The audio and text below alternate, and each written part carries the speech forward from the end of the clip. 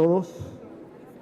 A nombre del Congreso del Estado de Michoacán de Ocampo, del Instituto Nacional Electoral y del Instituto Electoral de Michoacán, damos la más cordial bienvenida a la conferencia Reforma Político Electoral 2013-2014 y su impacto en el proceso electoral, a cargo del maestro Marco Antonio Baños Martínez.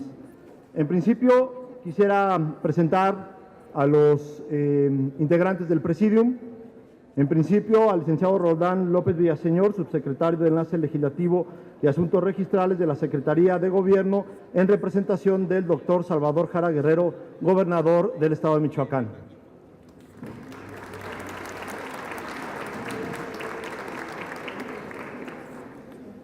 La diputada Geraldina Vázquez Vaca, presidente de la Comisión de Asuntos Electorales y Participación Ciudadana.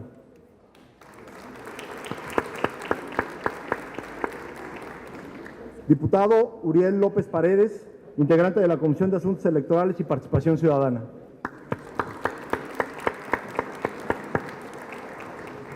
Diputada Nayeli Ávila Madrid, integrante de la Comisión de Asuntos Electorales y Participación Ciudadana.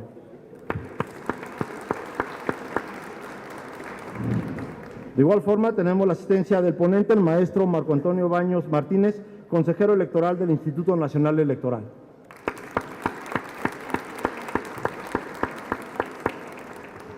Contamos con la presencia del maestro Joaquín Rubio Sánchez, vocal ejecutivo de la Junta Local Ejecutiva del Instituto Nacional Electoral en el Estado de Michoacán.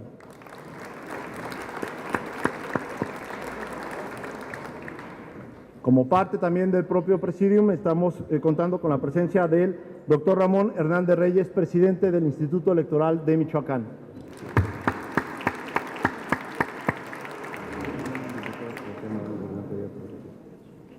De igual forma tenemos y damos la bienvenida al diputado Sebastián Naranjo, integrante del Congreso del Estado.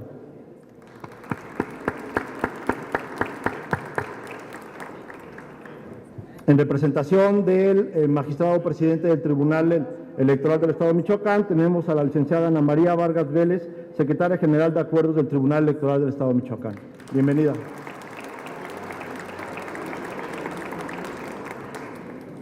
De igual forma, quiero agradecer a la asistencia de diputados, funcionarios públicos de la Administración Estatal, Municipal, consejeros electorales, tanto del INE como del Instituto Electoral, compañeros míos, integrantes de la Junta Ejecutiva Local y de tanto del INE como del Instituto Electoral, así como a diversas personalidades que nos acompañan en el presente evento. Muchas gracias a todos, así como a todos los invitados por su asistencia. Como segundo punto del orden del día,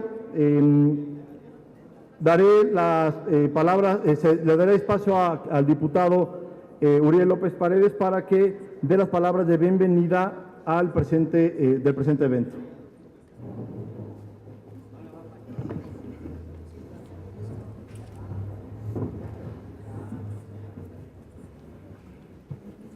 Muchas gracias, distinguidos miembros del Presidium, maestro Baños Martínez, bienvenido aquí a la ciudad de Morelia.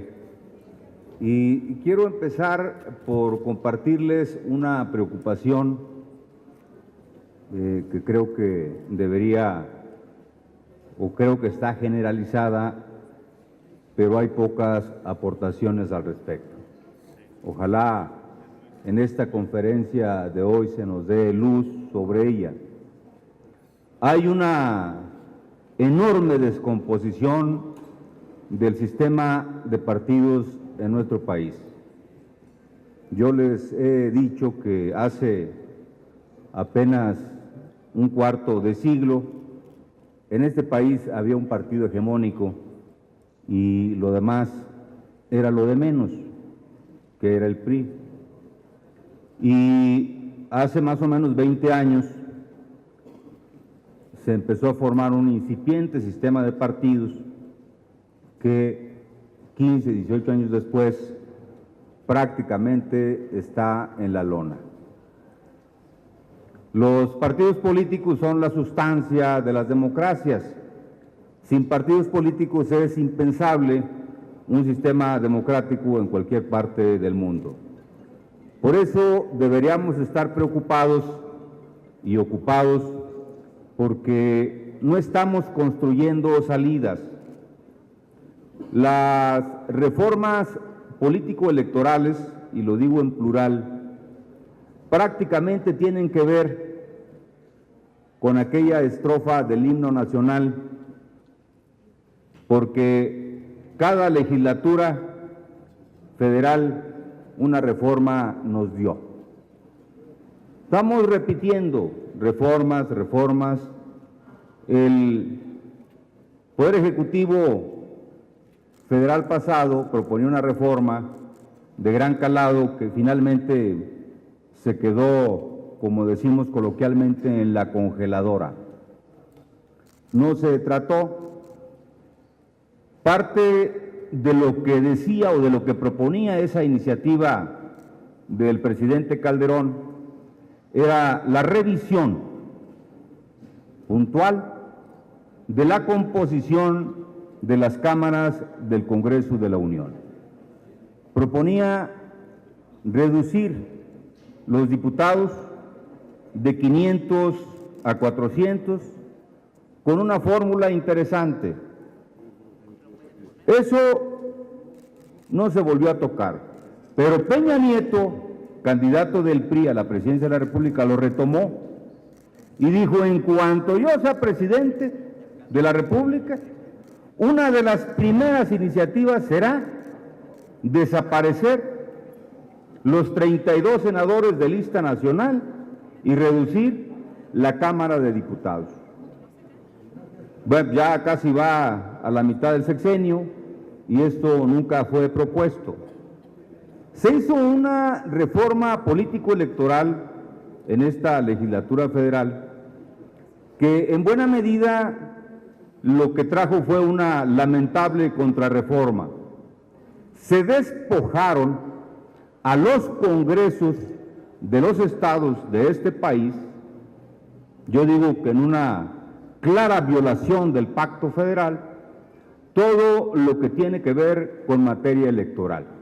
Aquí hay una comisión de asuntos electorales y participación ciudadana que pues ya ha perdido sentido, por lo menos en la primera parte, lo que tiene que ver con procesos electorales. Es una comisión que se queda prácticamente vacía, que estamos viendo y revisando el asunto de estos esquemas de participación ciudadana, pero más allá de eso, la comisión tiene muy poco que hacer.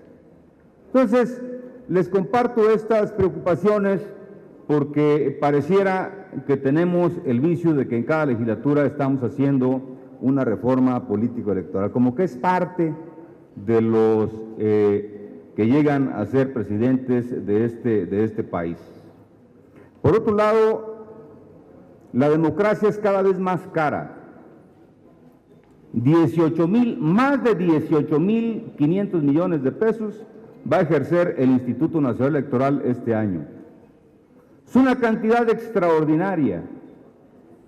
Cuando nosotros tratábamos el asunto hace 15, 18 años, nos decían: es que está tan maltrecho o tan maltrecha la democracia que tenemos que hacer un gasto importante.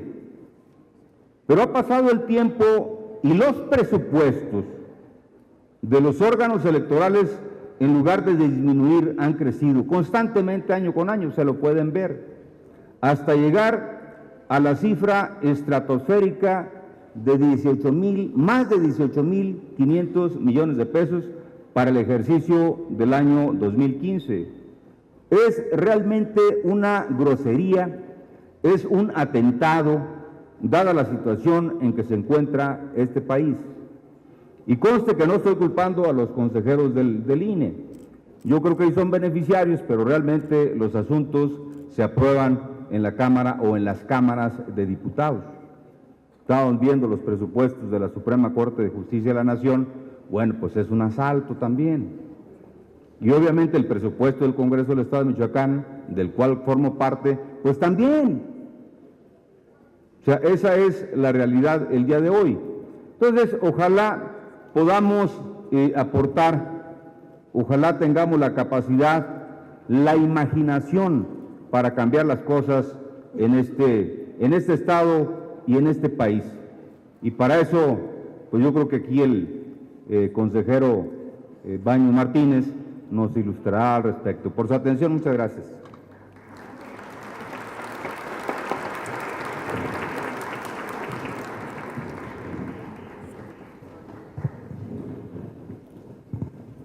Gracias, diputado, por sus palabras de bienvenida a este evento.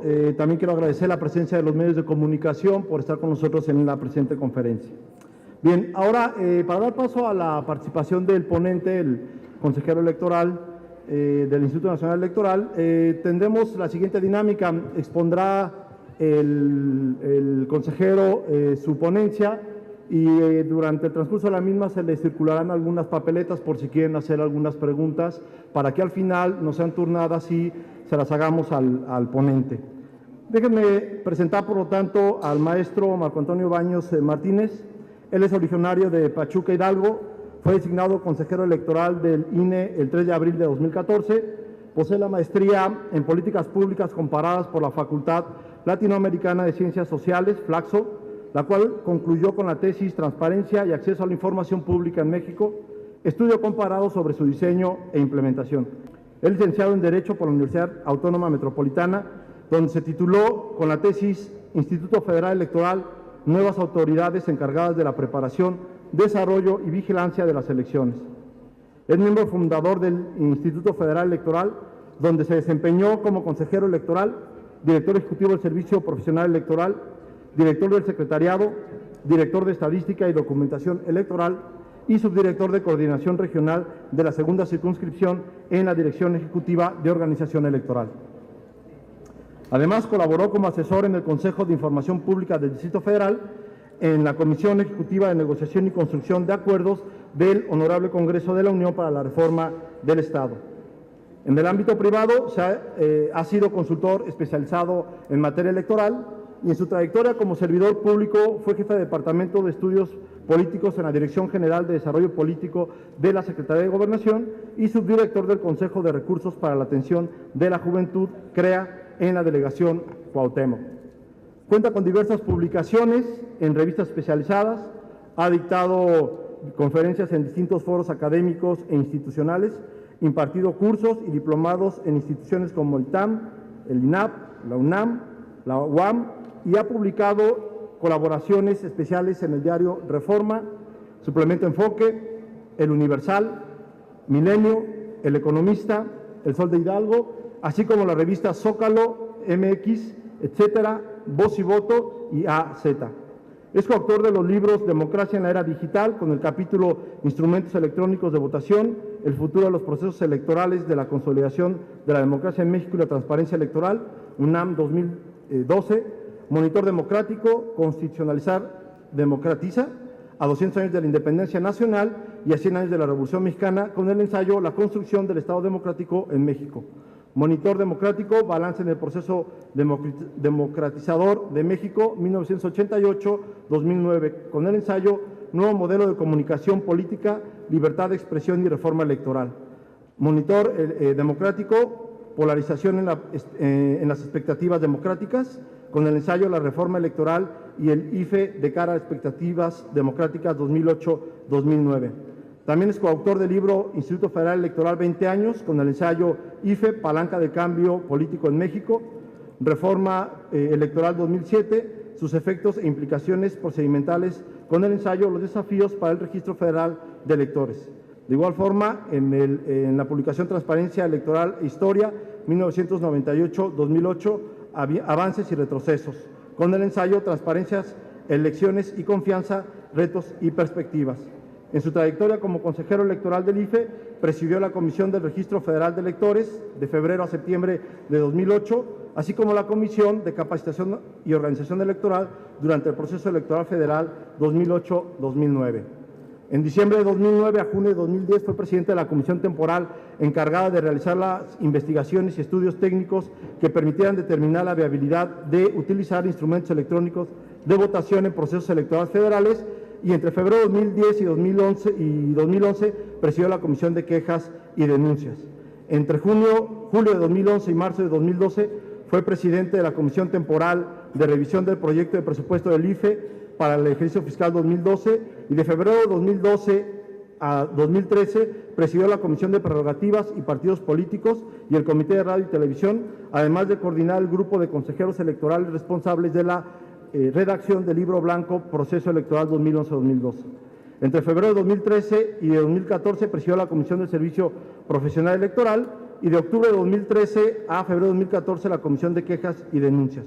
Fue nombrado consejero presidente provisional del IFE de febrero a marzo de 2014. El 3 de abril de 2014 fue designado por la Cámara de Diputados como consejero electoral del INE y rindió protesta como tal el 4 de abril de 2014. Actualmente, el consejero preside la Comisión de Vinculación con los órganos públicos locales y es integrante de las comisiones permanentes del Servicio Profesional Electoral, Prerrogativas y Partidos Políticos y del Comité de Radio y Televisión, así como de las comisiones temporales de reglamentos, de presupuestos, capacitación y organización electoral, de seguimiento del plan y calendario integral del proceso electoral federal 2014-2015 y unidas de capacitación electoral y educación cívica, vinculación con organismos públicos locales y organización electoral. Estos son algunos datos del currículum del maestro Marco Antonio Baños, a quien cedo el uso de la palabra para que imparta la conferencia Reforma Político Electoral 2013-2014 y su impacto en el proceso electoral.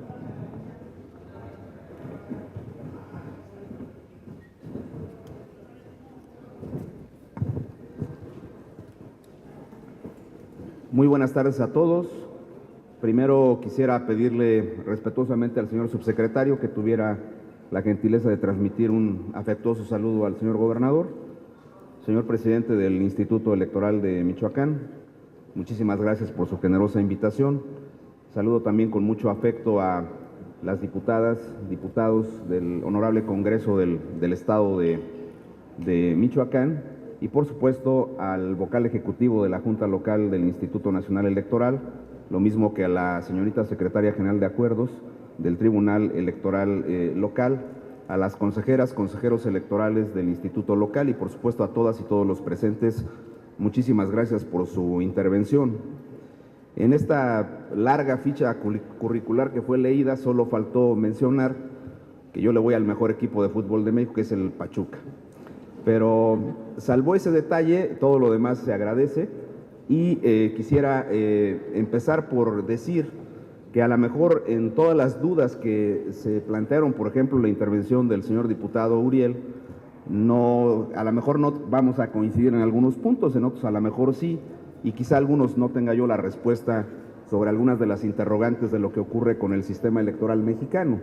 Pero sí es muy importante formular algunas reflexiones de contexto.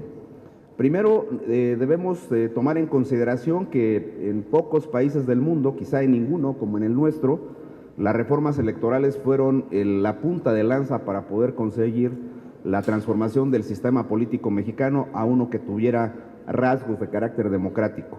Después de las elecciones del 88 era sabido por todos y era reconocido por los partidos, por los propios ciudadanos, por los especialistas en los temas electorales que no había condiciones adecuadas para que las elecciones constituyeran un mecanismo legítimo para la transmisión del poder político en nuestro país o para el reparto del propio poder en los órganos de la representación política.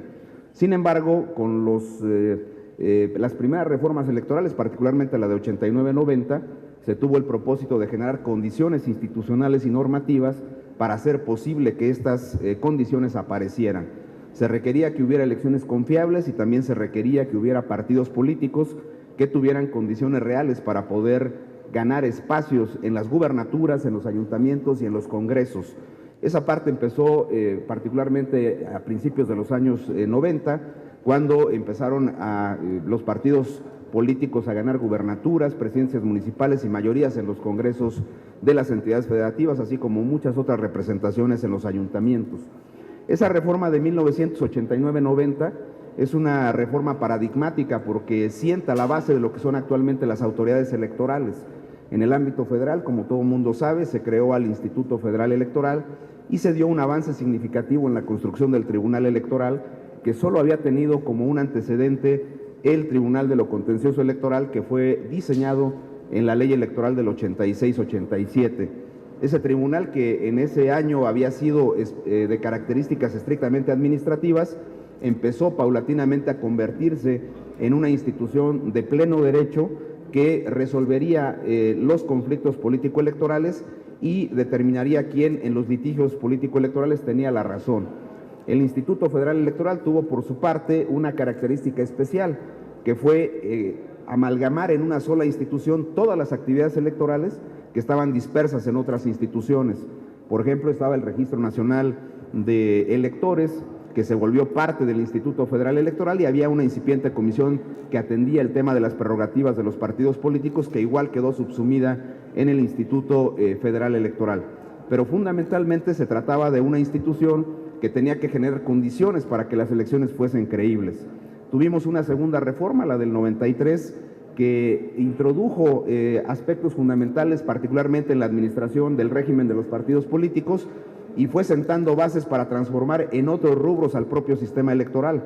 Hay que recordar que en esa reforma fue donde se estableció que ya iría en proceso de desaparición la autocalificación de las elecciones por las cámaras y la calificación de la elección presidencial por parte de la Cámara de Diputados. Y en consecuencia, los procesos de la calificación electoral fueron desdoblados en dos grandes apartados. Uno que tenía que ver con la declaración de validez de las elecciones a cargo de los consejos distritales o locales, según fuera el caso, del Instituto Federal Electoral, y la otra parte que tenía que ver con el control de la legalidad por parte del Tribunal Electoral. Hay en el año de 1994, casi 3 meses antes de la jornada electoral, una reforma electoral que es muy importante porque quita, en el caso de los partidos políticos, el derecho a votar en el seno de los órganos electorales, situación que había venido, digamos, fortaleciéndose desde la reforma de 1946 y que hasta el año de 1994 se había quedado en la lógica y en el funcionamiento de las instituciones electorales de México. En ese año, 1994, mayo de 1994, los partidos ya no votan en el seno del Instituto Federal Electoral, y también se modifica una figura que se había creado con la reforma del 91, que era la figura de los consejeros magistrados, para convertirlos, decían en aquel entonces los diputados, en una figura de representación más de carácter ciudadano. Pero queda, digamos, todavía en una etapa intermedia ese proceso de lo que a la postre se llamó la ciudadanización de los órganos electorales en México. En 1996 hay otra reforma importante donde, particularmente en el caso del Tribunal Electoral, se suma esta estructura jurisdiccional a la estructura del Poder Judicial de la Federación, y por su parte el Instituto Federal Electoral adquiere, según la expresión de varios analistas, autonomía plena al desaparecer la presidencia en manos del secretario de Gobernación, para que apareciera la figura de un ciudadano que pudiera hacerse cargo de eso. Los consejeros del Poder Legislativo, que habían mantenido su derecho de voto todavía hasta ese momento, también se les es suprimido, y aunque forman parte todavía de la estructura del Instituto Nacional Electoral, solo tienen derecho de voz y no de voto. Hay una serie de combinaciones de reglas que se van formando. Y hay un detalle que también es importante en términos de contexto. Fueron estas reformas electorales una especie como de preámbulo o de requisito sine qua non para poder hacer las elecciones de los años subsecuentes. La reforma del 89-90 es un precedente para la elección del 91, como la del 93 y 94 para el propio proceso del 94, o como la del 96 para el 97. De ese momento hasta el año de 2007 no hubo ninguna otra reforma electoral importante, salvo 2 adiciones que vale la pena mencionar. Una en 2002, que impulsó primero la cuestión de la cuota de género para que los partidos políticos postularan primero al menos el 30% de candidatas, vamos a decirlo así, como una acción afirmativa para el caso de las mujeres, y en el 2005 se agregó al Código Electoral el libro quinto que ha permitido el ejercicio del voto de los mexicanos residentes en el extranjero, que tiene, junto con Michoacán, algunas experiencias que vale la pena retomar por parte de los analistas en lo que ha sido esta figura en el ámbito federal desde 2005, y en Michoacán, si no me equivoco, debe llevar al menos 2 ediciones ya de lo que ha sido este voto de los residentes en el extranjero. Ahora, la reforma de 2007 corresponde a una lógica distinta, porque 10 años después de que se había hecho la reforma de 1996, es un hecho que había muchas situaciones que no correspondían ya con el orden normativo que en materia electoral teníamos, Y eso era básicamente que en el proceso del 2006 el dinero fluyó en cantidades importantes en la contienda electoral y evidentemente generó un esquema inequitativo en la propia contienda electoral. Creo también que un detalle que resaltó mucho en el proceso del 2006 fue el papel de los medios de comunicación en la forma en que se manejaban específicamente las notas relativas a las contiendas electorales. Era fácil ver en las noticias, por ejemplo, que mientras se resaltaban las propuestas de un candidato en términos de sus campañas electorales, de otros se resaltaban solamente algunas expresiones que pudieran ser interpretadas como contrarias a un esquema de civilidad en la propia contienda electoral. 2007 es una reforma fundamental porque modifica una parte sensible de cómo los partidos llegan a los ciudadanos en las contiendas electorales y se prohíbe de manera terminante que puedan adquirir con recursos propios tiempos en la radio y la televisión, y por consecuencia esta prerrogativa solamente se establece a partir del acceso a los tiempos de la radio y la televisión en los tiempos oficiales del Estado, con un mecanismo muy abigarrado que sería muy complejo explicarlo ahora, pero que es el que mantenemos hoy día con varias disputas importantes todavía en términos de la regulación que debe de haber al respecto. 2007 también tiene un aspecto muy importante, que son dos modificaciones importantes a la Constitución, una al artículo 41, donde se establece que durante la etapa de las campañas electorales, sean locales o federales, no podrá haber difusión de los logros de gobierno por parte de los servidores públicos, porque se piensa que esa difusión de los logros de gobierno puede generar un esquema de inequidad en la propia contienda electoral. Otra modificación central fue lo que fue en ese momento el párrafo 7 del artículo 134 de la Constitución. Algunos estudiosos del tema podrían decir que hay un error en las referencias que tienen las leyes electorales al párrafo 7 de la Constitución. Lo que pasa que cuando se aprobó la reforma del 2007, el párrafo 7 estaba bien. Entre enero y mayo del 2008 se agregó un nuevo párrafo al artículo 134 que recorrió la ubicación de los párrafos en el 134 y por eso ahora es el párrafo octavo del artículo 134, que establece que los servidores públicos no pueden hacer difusión de su imagen, ni con su voz, ni con su fotografía, ni con alguna expresión que pueda identificar plenamente al servidor público y que fundamentalmente le pueda generar algunos dividendos con cargo a los recursos públicos. Este tema de con cargo a los recursos públicos fue acotado por diversas sentencias del Tribunal Electoral.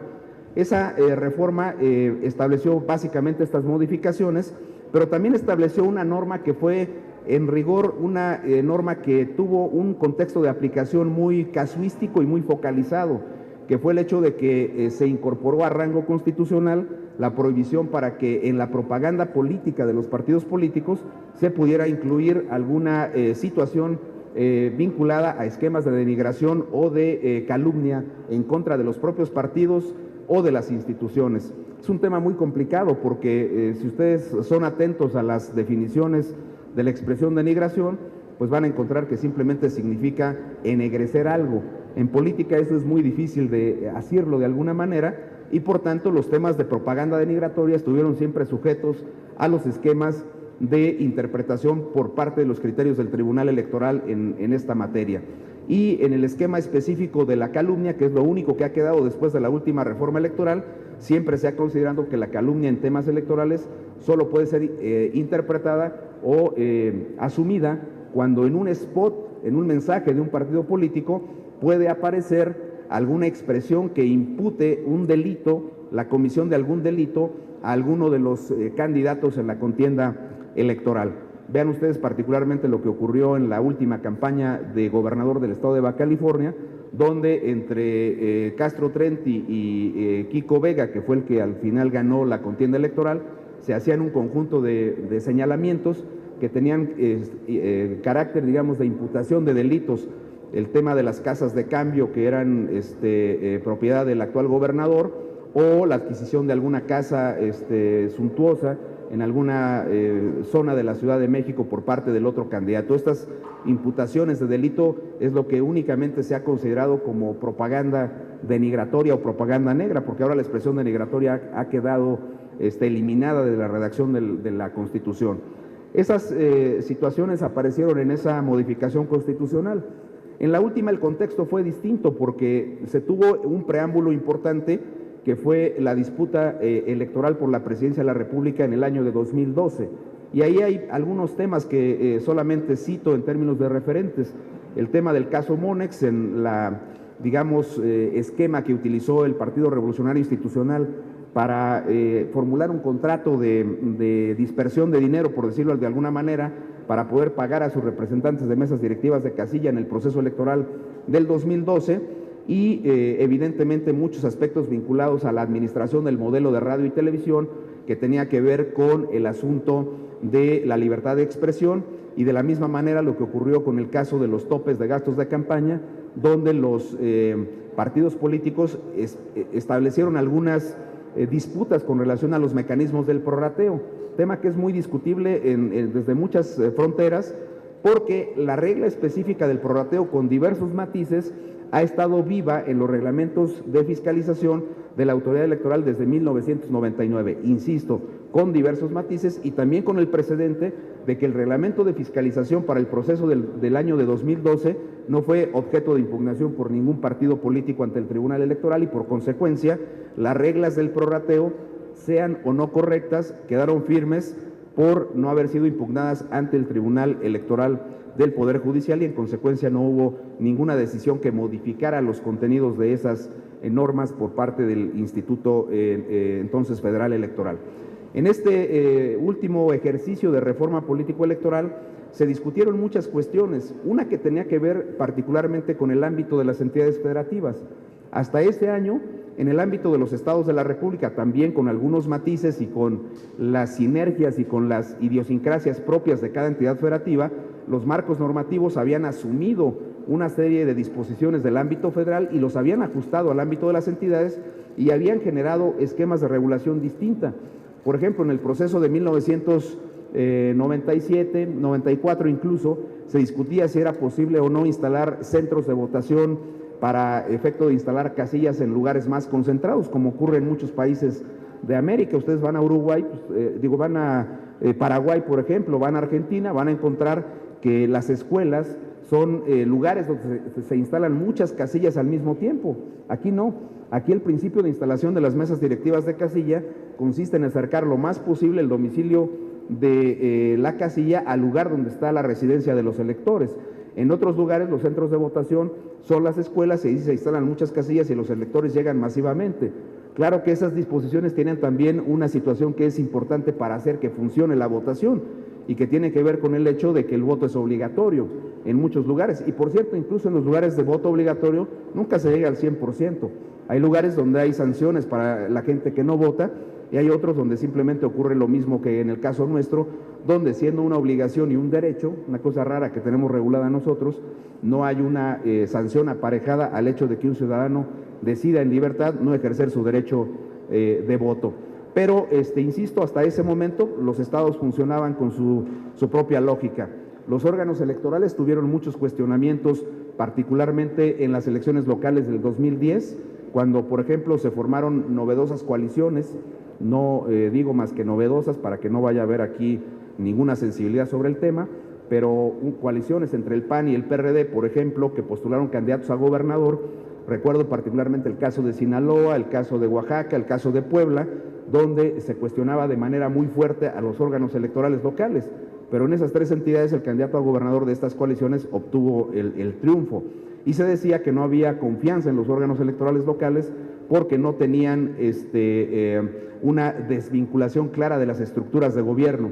Yo diría que había de todo y que no hay posibilidad de establecer una regla genérica en la clasificación de los órganos electorales y podríamos entrar a discusiones específicas sobre unos y otros casos, pero me parece que había razones de un lado y de otro para decir los órganos electorales cumplían con su función en el ámbito de las entidades federativas y habría otros aspectos que podrían motivar una crítica en el sentido de que no lo estaban cumpliendo. Baja California también en la última elección de gobernador tuvo un detalle que fue, digamos, un elemento que se puso en la mesa de la negociación para plantear la necesidad de desaparecerlos y establecer uno de los primeros grandes cambios que tenemos en el sistema electoral, porque el programa de resultados preliminares de la elección de gobernador no funcionó en esa última elección de gobernador, y evidentemente estuvo asociado a un esquema de cuestionamiento al funcionamiento de la estructura de las entidades federativas.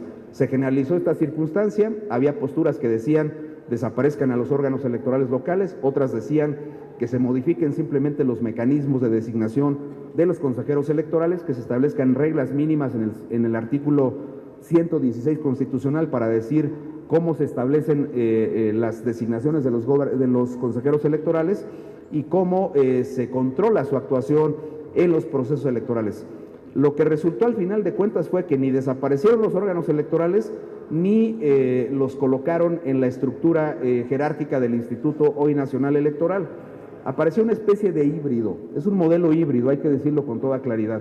Es un modelo que deja un ámbito de atribuciones fortalecido y más ampliado del Instituto Nacional Electoral, lo que era el IFE anteriormente, pero que también deja las estructuras de los órganos electorales, dice el 116, con autonomía para su funcionamiento y se replica en la Ley General de Instituciones y Procedimientos Electorales, pero que en mi opinión, y aquí me van a cuestionar los académicos que le saben a estos temas, pero yo digo que es una autonomía acotada. Alguien me dijo un día en una plática de estas que no había autonomía acotada. Yo creo que sí la hay, porque aunque la Constitución dice que hay autonomía para el funcionamiento de los órganos electorales, al ver el catálogo de las atribuciones centrales que tienen los órganos de los estados, pues vamos a ver que, por ejemplo, para el programa de resultados preliminares, que es una actividad central de un órgano electoral, pues evidentemente lo pueden hacer con base en los lineamientos y en los criterios que establezca el Instituto Nacional Electoral.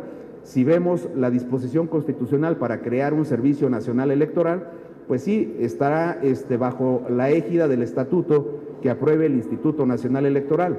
Si vemos la facultad de los órganos electorales de los estados para aprobar los modelos de la documentación electoral y de los materiales electorales, sí bajo las características que establezca el Instituto Nacional Electoral, o incluso los estudios para los sondeos de opinión, pues son estudios que se pueden hacer a partir de los lineamientos que emite el Instituto Nacional Electoral, y ahí le podemos seguir en la lista de las atribuciones.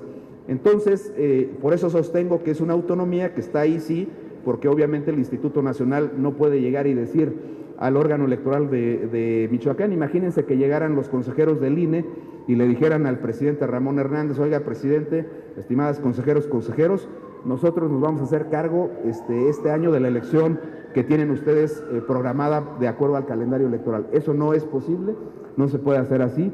Hay facultades, sí, novedosas en el nuevo marco electoral para que el Instituto Nacional Electoral pueda asumir la organización parcial o total de una elección local, pero no hay la posibilidad de que se haga por el libre albedrío de una autoridad de carácter nacional, porque tendría que desahogarse un determinado procedimiento que, por cierto, puede iniciar por parte del Instituto Nacional Electoral o del propio organismo electoral de las entidades federativas. ¿Qué es lo que queda entonces para uno y para otro? Bueno, pues vamos viendo esquemas de figuras que están ahora en el modelo de la organización electoral según la reforma y que tienen implicaciones directas en la forma en que estamos haciendo hoy día las elecciones. Este año habrá elecciones para renovar la Cámara de Diputados, pero también habrá elecciones para renovar en 17 entidades federativas diversos cargos que se deben a las propias elecciones. En 9 de ellos habrá elecciones de gobernadores, en otros hay combinadas con gobernador, diputados locales y con ayuntamientos, en otras son nada más ayuntamientos y congresos locales, depende de la entidad federativa, es el tipo de las elecciones que hay. Pero en todas esas elecciones que son coincidentes con la federal, se va a aplicar por primera vez a nivel nacional el tema de la casilla única. Este tema de la casilla única solo se había experimentado en el caso concreto del estado de Colima, donde desde 1991 hemos suscrito acuerdos, convenios específicos de apoyo y colaboración entre el IFE y el órgano electoral de Colima para que en una sola mesa de votación se reciba toda la votación de los electores para las diversas elecciones federales o locales. Ahora lo vamos a ensayar a nivel nacional y entonces entramos en algunos problemas que tienen que ver con las atribuciones de cada una de las instituciones electorales que tenemos. ¿Será el Instituto Nacional Electoral o es el Instituto Nacional Electoral el que tiene a su cargo la atribución para desahogar el procedimiento de capacitación y de integración de la mesa directiva, pero es el órgano electoral de las entidades federativas el responsable de la capacitación, vean ustedes, el responsable de la capacitación en la parte de la elección local de esa propia mesa directiva de casilla. Así que si, por ejemplo, en el INE nos ponemos exquisitos y decimos, no, es que el OPLE tiene que responder a lo que le digamos nosotros, pues entonces ahí empezamos en un primer problema, porque entonces el OPLE, o el órgano público local electoral, como le dice la ley ahora, tendrá complicaciones para poder cumplir con el proceso de capacitación electoral. Se requiere una sinergia adecuada para poder hacer ese proceso de integración de mesa directiva de casilla de una manera tal que la elección esté garantizada para que el funcionario de casilla llene correctamente la documentación o arme correctamente el paquete electoral de la elección federal y de la elección local. Pero todo ese procedimiento está inserto, digamos, en una nueva logística electoral. Y voy a entrar en una primera provocación del diputado Uriel, que mencionó que el tema de los costos se empieza a volver complejo porque pareciera que se han incrementado los costos. Yo diría que sí, que hay algunos rubros en los cuales los costos de las elecciones o los costos de la democracia se han incrementado, pero hay uno en lo particular del que no nos podemos hacer a un lado, que es el costo que tiene que ver con el financiamiento público de los partidos políticos. Los partidos políticos, en los acuerdos que tuvieron en un novedoso mecanismo para hacer la reforma, que fue el pacto, establecieron una uniformidad en la regla para el cálculo del financiamiento público a nivel federal y a nivel de los estados. Eso ha significado un incremento a nivel nacional de alrededor de 1.600 millones de pesos para todos los partidos políticos en los montos del financiamiento que ya estaban establecidos anteriormente. En el caso de Michoacán, si la memoria no me falla, incluido el financiamiento para el voto, para la promoción del voto por los partidos, hemos pasado más o menos, si me equivoco les ofrezco una disculpa porque no soy experto en elecciones michoacanas, pero más o menos como de 80 a 200 millones de pesos, por ahí y andan los incrementos del financiamiento. Ese rubro es una parte que tiene que ser revisada, en mi opinión, en los esquemas de posibles reformas electorales a futuro. Es un tema que tiene que estar presente en la agenda de la discusión pública. Y no es porque yo tenga, como me han señalado algunos partidos políticos, alguna cosa en contra de los partidos, pero si vamos a decir las cosas, vamos a decirlas como son. Ese es un primer aspecto en el cual se ha incrementado el tema de los costos de la democracia. En la otra parte viene una discusión que se ha tenido particularmente con los gobiernos estatales que tienen que ver con quién paga qué cosa de las elecciones. Entonces, bajo la modalidad de que la casilla única le corresponde exclusivamente en su integración al Instituto Nacional Electoral, se ha sostenido en algunas entidades de la República que el costo debe ser asumido en un 100% por el Instituto Nacional Electoral. Yo tengo mis dudas, porque me parece que esos son costos que tienen que estar prorrateados. De hecho, la legislación electoral ha establecido que los costos de las elecciones locales tienen que estar establecidos en el marco específico de las legislaciones locales y que deben ser aprobados por los congresos de las entidades federativas. Esa ha sido una discusión muy interesante que se ha llevado a cabo después de un hecho novedoso, que ha sido retirar la facultad de los congresos locales para que los congresos locales designen a los consejeros de los órganos electorales de las entidades federativas. Yo ahí me distancio un poco con el hecho de que los congresos locales no tengan hoy día atribuciones en materia electoral. La tienen, pero es una atribución también más limitada, porque hay obviamente un nuevo marco electoral que ahora ha establecido nuevos tramos de control normativo. Está la Constitución, que ya estaba desde un principio, la Constitución General de la República. Ahora se han incorporado legislaciones generales que, de acuerdo a los propios transitorios de los decretos de reforma constitucional, están por encima de las constituciones locales en materia electoral y de los códigos electorales de las entidades federativas. Y si no, pues vámonos haciendo cargo de temas específicos. En el estado de Sonora, por ejemplo, el código electoral dice que en cada uno de los 72 municipios se tiene que establecer una casilla de carácter especial. Pero en la Ley General de Instituciones y Procedimientos Electorales, la facultad para ubicar las casillas y definir el número de casillas le corresponde a los consejos distritales del Instituto Nacional Electoral. Y cada consejo distrital tiene un límite legal de casillas, que son 10 por distrito. En Sonora hay 7 distritos electorales federales y en consecuencia 7 consejos distritales. Alguien podría decir, bueno, pues establezcan por lo menos 70 casillas. El problema es que hay distritos electorales que son de un solo municipio, Hermosillo, por ejemplo. Entonces, muchos municipios se van a quedar sin casilla especial. No hay manera de poder ampliar y darle cumplimiento a esa disposición electoral que está en el Código Electoral del Estado de Sonora.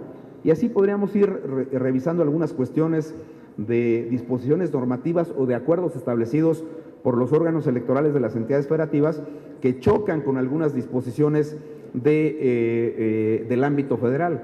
Hoy día hay una enorme disputa, por ejemplo, como con la regla de aplicación para el tema de la equidad de género en la postulación de candidatos. Habrá lugares donde esa regla se aplique para todos los cargos en las regidurías, por ejemplo, y habrá lugares donde los órganos electorales, en el marco de sus competencias, decidan que lo van a hacer exclusivamente para los candidatos a presidentes municipales de las planillas. Ese tema, digamos, no está uniformado en su regulación y ahí, independientemente de la regla constitucional, vamos a ver qué hacen los órganos electorales primero y qué hacen los tribunales electorales cuando conozcan de los medios de impugnación en esta materia. Porque ahí, como ustedes recordarán, ahora hay una disposición que establece que la postulación de candidatos tendrá que ser en un 50-50 por parte de los partidos. Y aquí la pregunta es, ¿para todas las candidaturas, incluidas las planillas para las regidurías, o solamente en el ámbito de las presidencias municipales? Hay un antecedente ya establecido por el órgano electoral de Morelos, que ya decidió que fuera para todas las cargos, incluidas las regidurías, y otros lugares donde están en ese proceso de deliberación que le corresponde, insisto, a los órganos electorales de las entidades federativas. Pero ahí vamos en esa primera parte. Hay otro tema que tiene que ver con la novedosa reforma y que es el que tiene el Instituto Nacional Electoral a su cargo en materia de fiscalización. Este es un tema muy, muy complicado porque primero hay que recordar que todos los órganos electorales del país tienen estructuras que no son homogéneas, son heterogéneas estas características de los órganos electorales de las entidades federativas. Ustedes pueden encontrar órganos con un nivel de desarrollo más o menos amplio, voy a decirlo con mucho respeto, sin ánimo de que nadie se sienta ofendido aquí, pero no es lo mismo, por ejemplo, ver la estructura orgánica que tiene el Instituto Electoral del Estado de México o del Distrito Federal, Jalisco y algunos otros estados de la República, frente a los niveles de desarrollo institucional que tienen órganos electorales como el de Nayarit. En Nayarit termina el proceso electoral y solamente se quedan 16 personas acompañando el trabajo del consejero presidente.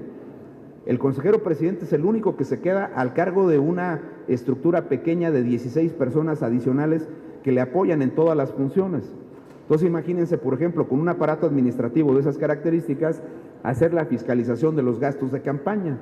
Y luego ya ven que los servidores públicos son muy apegados a la norma, nunca intentan vulnerarla, eso es así en todos lados, pero en Nayarit hubo algunos señalamientos de los partidos políticos que mencionaron que había una promoción indebida de logros del gobierno en las etapas de la campaña electoral de la última elección y pidieron que el Instituto Nacional Electoral interviniera en el marco de sus nuevas atribuciones.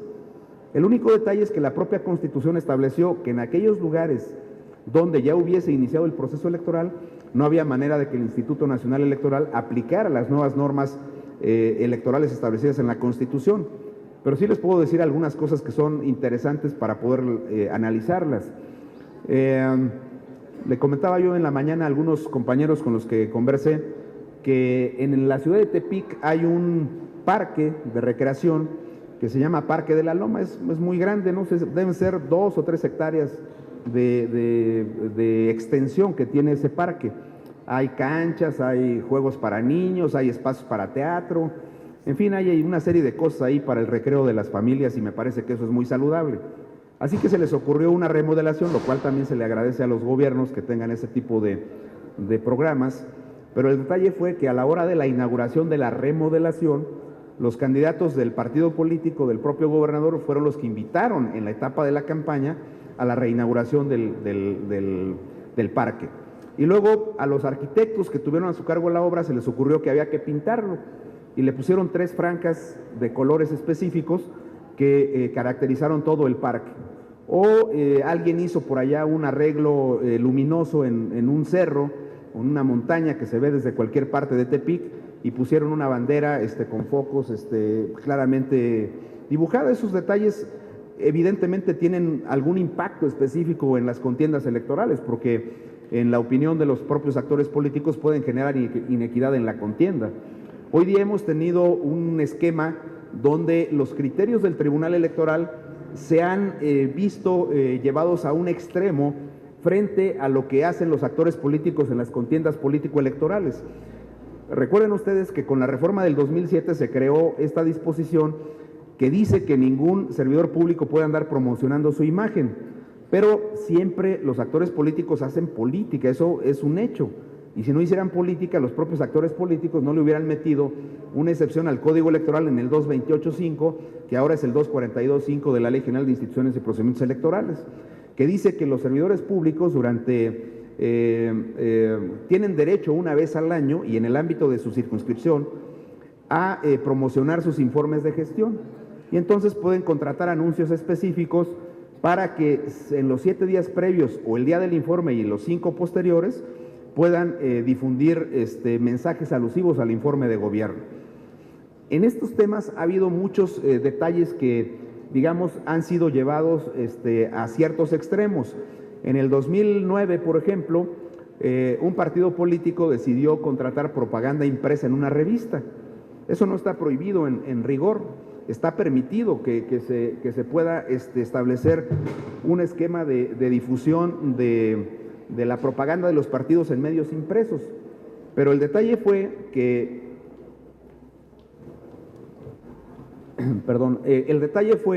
la propaganda se contrató en las revistas que son propiedad de las televisoras. Cada una de las televisoras tiene su propia revista. Y entonces en los contratos que hay entre las televisoras y las revistas, la televisora se compromete a difundir a la revista y la revista se compromete a difundir la programación de la televisora. Ese es un contrato que tiene esas características, ¿no? Así que se contrata en una revista y luego cuando la televisora difunde los contenidos de la revista, ustedes imagínense, en esta semana lea usted en tal revista una entrevista donde Raúl Araiza o Maite Perroni nos explican por qué es de corazón de un color específico, ¿no? Entonces, esas promociones aparecían a cuadro en las pantallas y había 14 páginas con emblemas y logos de un partido político que significaron un esquema que el tribunal asimiló a propaganda, adquisición de propaganda político-electoral indebida porque aparecía en los tiempos de la radio y la televisión. Y ahora, en el tema específico de la propaganda gubernamental, apareció un contenido que fue distinto porque al tener la posibilidad de los servidores públicos de difundir los informes de campaña, los informes de gestión, tienen la posibilidad de contratar estos espacios. Entonces, ¿qué es lo que hacen los partidos? Uno, en lo particular, lo que hace es hacer una secuencia en la presentación de los informes de los legisladores que tienen tanto por mayoría relativa como por representación proporcional, así que pueden hacer una cadenita interminable, hacen casi el mismo diseño de los spots y estos siguen apareciendo de manera reiterada. Ese es un tema que, en mi opinión, proviene de un aspecto que no ha sido atendido ni en la reforma del 7 ni en la reforma del 13-14, que fue el hecho de que no se aprobó primero la ley reglamentaria del párrafo, del viejo párrafo 7, hoy octavo, del artículo 134, pero tampoco se aprobó en términos de un transitorio del último decreto de reformas constitucionales, la ley de propaganda institucional que debía regular esos aspectos, particularmente en el uso imparcial de los recursos públicos. Eso no se aprobó. Y déjenme decirles una cosa a título estrictamente de analista en los temas electorales. Eso tiene cómodos a todos los partidos, no nada más a uno. Porque si un partido político fuera el único beneficiado, todos los demás hubieran puesto el grito en el cielo en las cámaras cuando se estaba llegando el vencimiento de los plazos para la emisión de esta legislación. No se hizo en ninguno de los dos periodos. Y eso ha llevado a que las autoridades electorales establezcan criterios.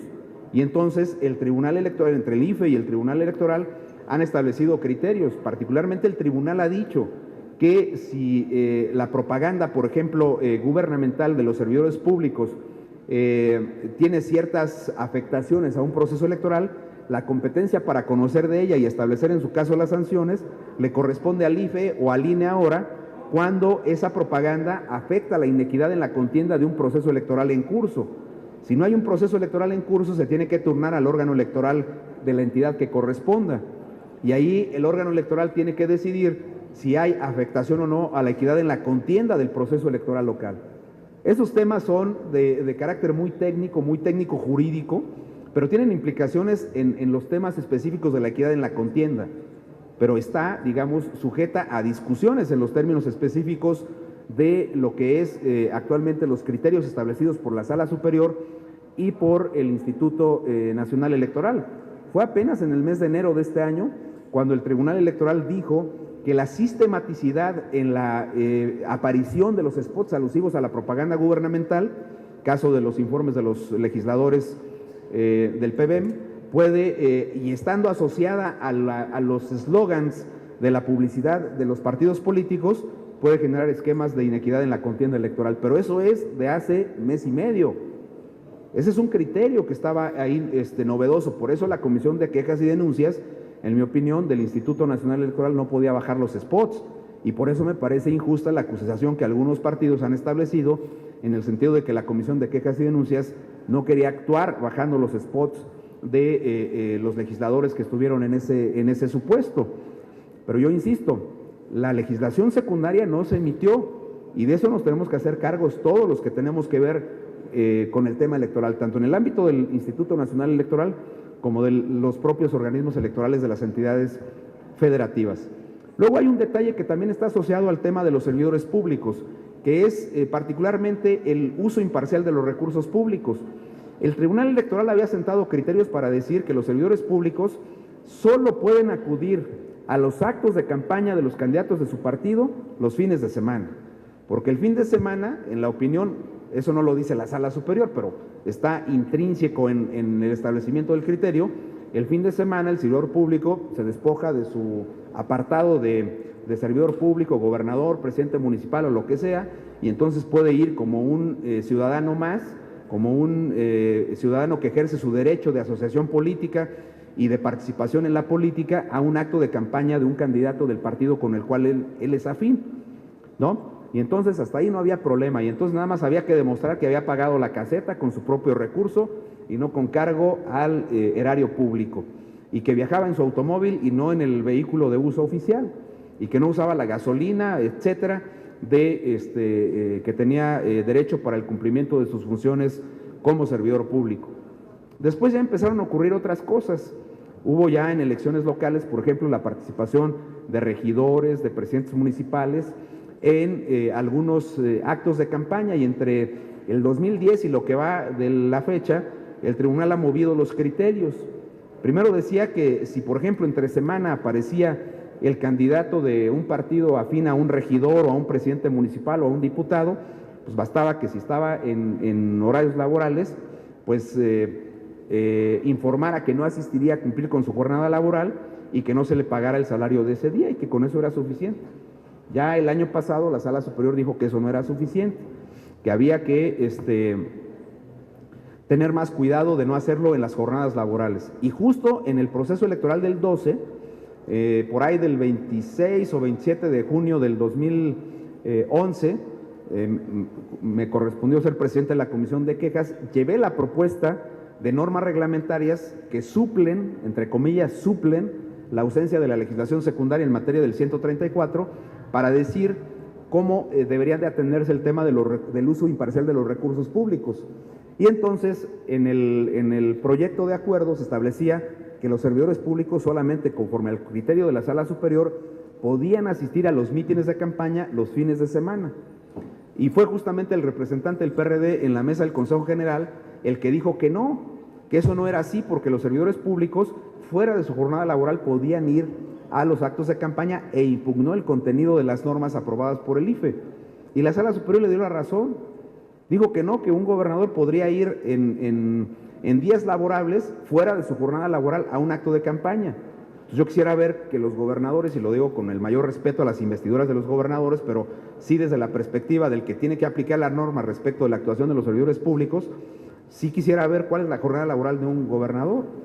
Es decir, si un gobernador puede decir, no, pues es que yo trabajo de las 9 a las 4 de la tarde. Otro puede decir, no, es que la mía va de las 10 de la mañana y hasta las 6 de la tarde, y a las 6:01 ya podemos ir a las actividades político-electorales. No, bueno, sí es un problema porque la Corte también ha establecido tesis de jurisprudencia en las cuales dice claramente que la condición de gobernante no se separa de la persona para que ésta pueda ejercer libremente sus actuaciones. Pero en la lógica de maximización de los derechos, también se han establecido criterios en los cuales obviamente pueden ejercer sus derechos político-electorales. Entonces estamos atrapados en una serie de cosas que van todavía con un sistema que va en un proceso de recomposición o de definición más clara de lo que pueden ser las reglas del juego. Ahora, por ejemplo, regresando al tema de la propaganda denigratoria, también la Corte ha dicho, a propósito de una sentencia sobre un tema de un juicio que se interpuso por Letras Libres, ha establecido una tesis donde prácticamente ninguna expresión ya hoy es denigratoria en la contienda electoral. Por eso justamente en la última reforma se le quitó a la Constitución el hecho de que la propaganda, que algunas expresiones de la propaganda político-electoral podrían ser denigratorias. Ahora solo se acepta el tema de la calumnia, incluso ya en términos de redacción de la propia Constitución. Pero incluso la Sala Superior había tenido algunas tesis en las cuales había establecido ese criterio. Hay un caso en lo particular donde en algún spot de un partido político se aparecían en la pantalla de televisión los rostros de algunos expresidentes de la República o personajes públicos importantes. Eran 5 personajes que aparecían en el spot de ese partido político. Y entonces decía, esta es la mafia del poder, deben acordarse de ese spot. Así decía el spot del partido político. Entonces los agraviados fueron inmediatamente a establecer un medio de impugnación para pedir una cautelar y ordenar, o pedirle al IFE que ordenara que se bajara ese spot del aire.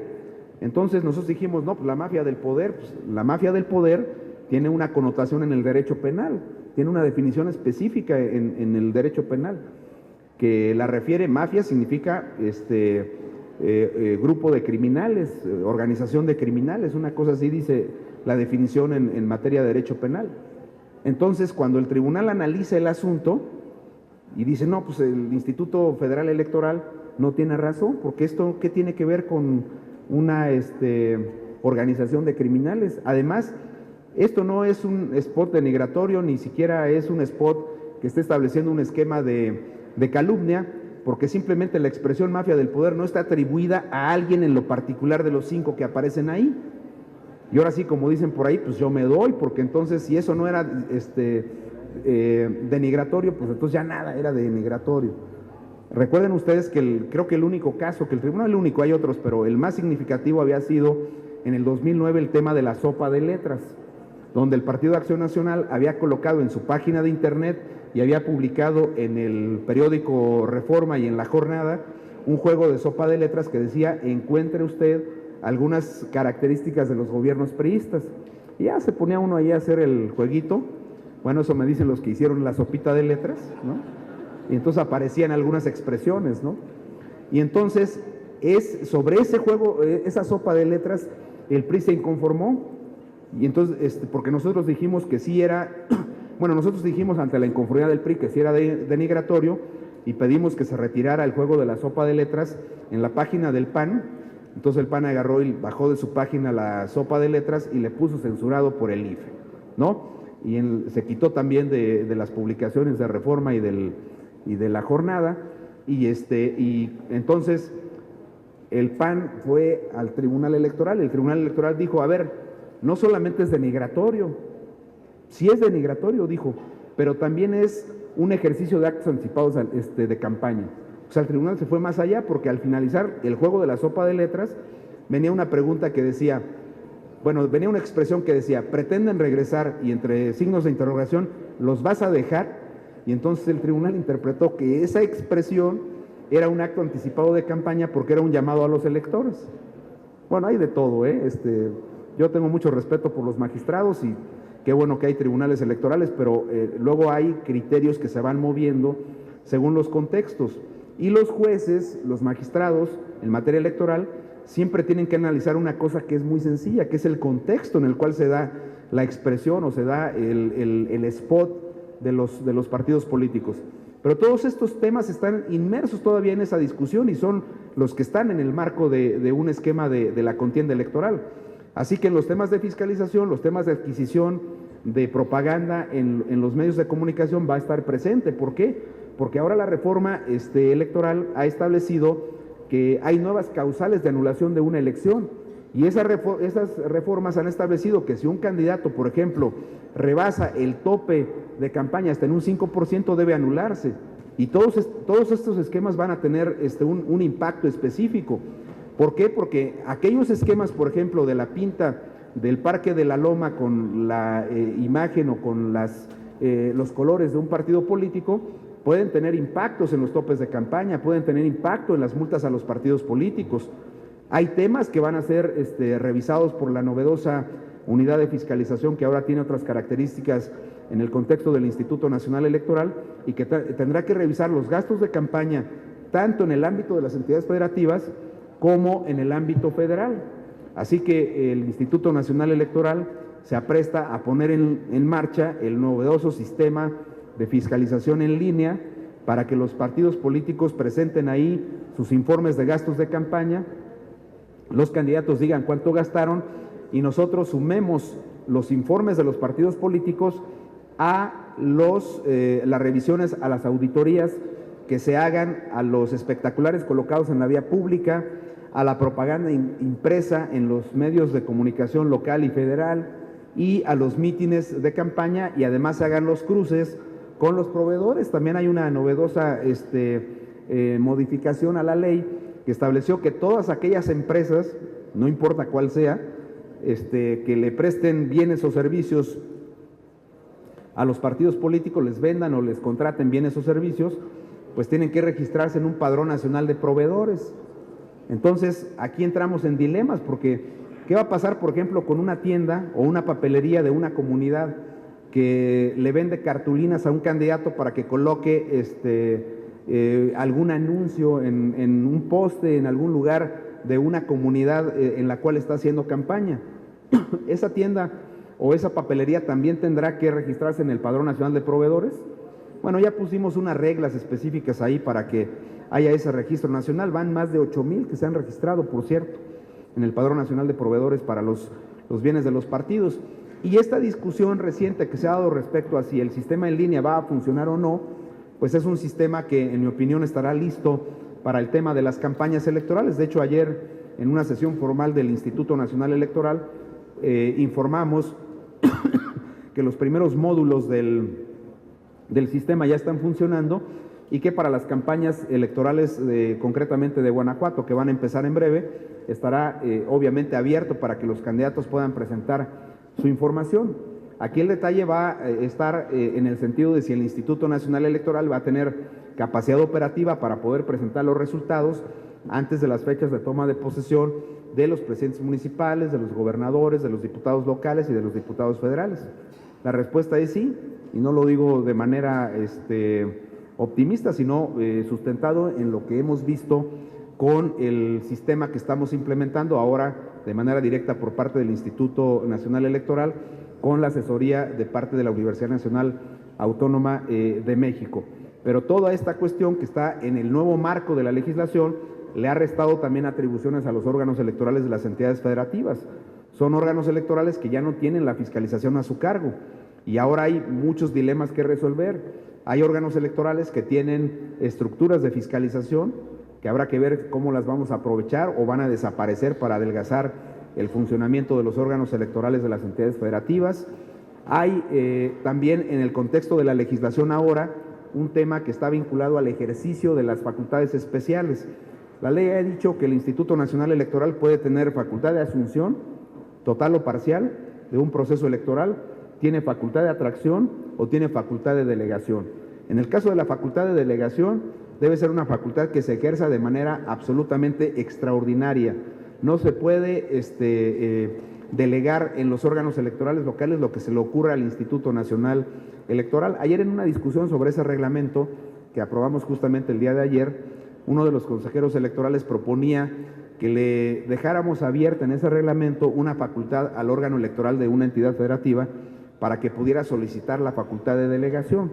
Yo sí lo veo muy complicado porque en materia de derecho administrativo y en materia de lo que son las atribuciones de los órganos, la facultad de delegación está concernida al que tiene la facultad expresa, es decir, si el Instituto Nacional Electoral tiene la facultad de fiscalización, por ejemplo, pues es el que tiene que decidir si, por ejemplo, la delega en un órgano electoral, en un proceso local que, por ejemplo, no sea coincidente. Cuando haya coincidencia de la elección, no hay vuelta de hoja, le toca al Instituto Nacional Electoral. Pero hay otras materias, por ejemplo, la de capacitación, que dice que la materia de capacitación para la integración de casillas le corresponde a los órganos electorales de las entidades federativas, pero cuando hay elección federal la asume el Instituto Nacional Electoral. Yo aquí me voy preguntando de manera todavía tímida qué va a pasar cuando el año que sigue va a haber elecciones locales en varias entidades federativas.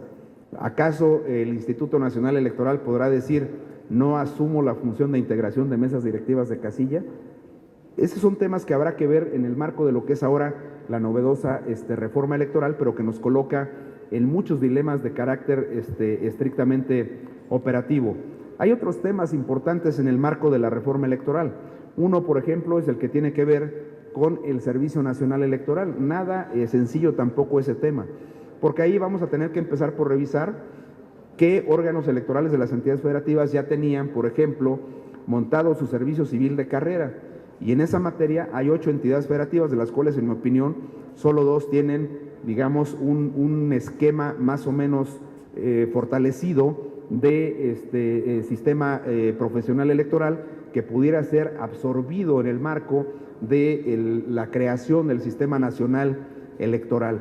Porque ahí hay que ver derechos laborales adquiridos por la vía de los servicios civiles de carrera, pero también habrá que analizar con mucho cuidado qué hacer con figuras como la del Estado de México, donde, por ejemplo, los órganos electorales desconcentrados del OPLE forman parte del servicio civil de carrera.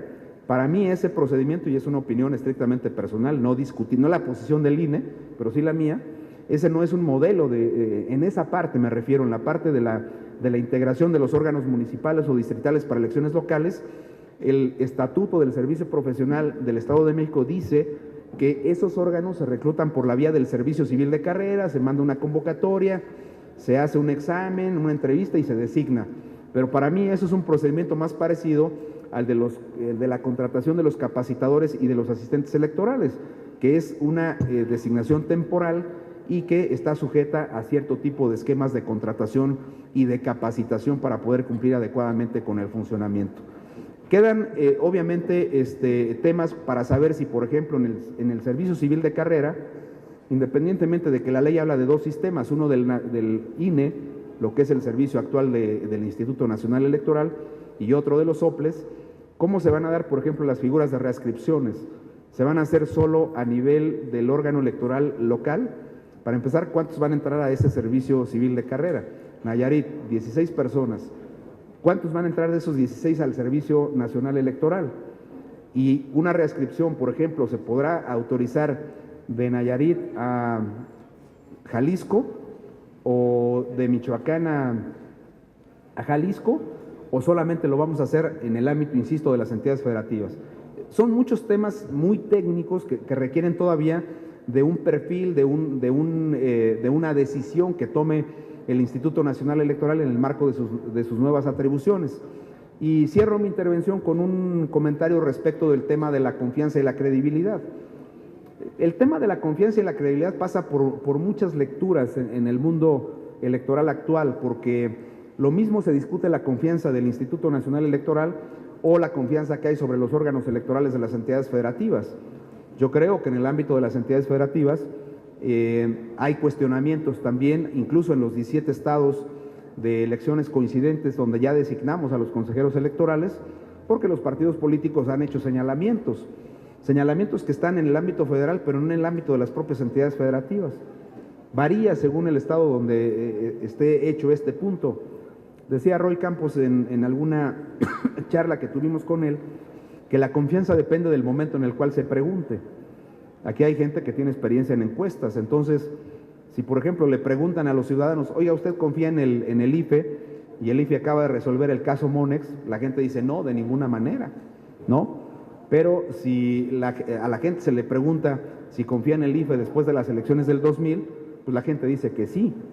o si a la gente se le pregunta si confía en el IFE después de la elección inmediatamente después de la elección del 12, el nivel de confianza es menor. Si se le pregunta, digamos, unos 7 meses después de que pasó el proceso electoral, el porcentaje se incrementa. Hay muchos estudios con relación a ese tema y depende mucho también de la metodología con la cual se hagan las encuestas para medir los temas de la confianza. Yo lo único que les puedo decir es que en algunos estudios, particularmente del CIDE, he podido ver algunos datos que son interesantes. A nivel internacional se han hecho mediciones sobre el tema de la democracia y particularmente sobre los temas de la confianza en la propia democracia y en las autoridades electorales. Nosotros andábamos en una escala de 1 a 5, en un nivel de 3 y el promedio era de 3.3 a nivel internacional.